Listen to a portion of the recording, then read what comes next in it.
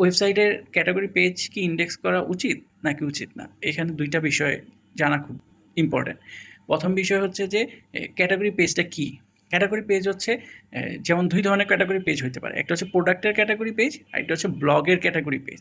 হ্যাঁ, এখন ব্লগের ক্যাটাগরি পেজে সাধারণত কীরকম হয়, যেমন ধরেন আমরা যারা ওয়ার্ডপ্রেস থিম প্লাগইন নিয়ে কাজ করি, ব্লগের ক্যাটাগরি পেজ হয় হচ্ছে যেমন ওয়ার্ডপ্রেস টিপস, তারপরে হচ্ছে টেক টেক টিপস বা ওয়ার্ডপ্রেস থিম, ওয়ার্ডপ্রেস প্লাগইন।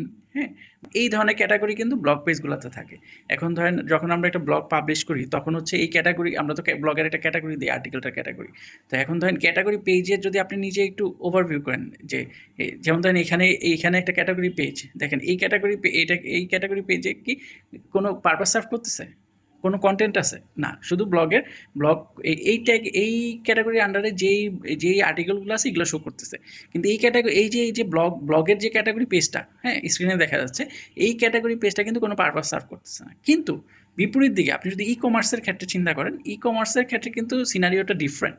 যেমন ধরেন এখানে দেখেন, এই যে ই কমার্স সাইটটা, এখানে কি হচ্ছে যে আমরা যে প্রোডাক্টটা লিখে সার্চ দিছি, হ্যাঁ, যেই ক্যাটাগরিগুলো আসছে এগুলাতে কিন্তু কন্টেন্ট আছে, মানে ইউজারকে ইনফরমেশন দেওয়ার পর্যন্ত কন্টেন্ট আছে যে এই প্রোডাক্টের প্রাইস কত, এই প্রোডাক্টের ডেসক্রিপশন আছে, মানে ডিটেল মানে এই প্রোডাক্টের ডিটেলটা কিন্তু এখানে শো করছে, মানে কন্টেন্ট আছে, ইউজারকে পারপাস সার্ভ করার মতো যথেষ্ট কন্টেন্ট আছে। মানে যদি সহজভাবে বলি, ই কমার্সের ক্যাটাগরি পেজ আমরা ইন্ডেক্স করব, কারণ ই কমার্সের ক্যাটাগরি পেজে অনেক ধরনের প্রোডাক্টের ক্যাটাগরির মধ্যে অনেক ধরনের ইনফরমেশন থাকে ইউজারকে সার্ভ করার জন্য। কিন্তু ব্লগের ক্যাটাগরি পেজ আমরা ইন্ডেক্স করব না, কারণ ব্লগের ক্যাটাগরি পেজে ভিতর কোনো ইনফরমেশন থাকে না। সো এইটা ইন্ডেক্স করলে আননেসেসারি ইস্যু ক্রিয়েট হবে হচ্ছে সার্চ কনসোলে।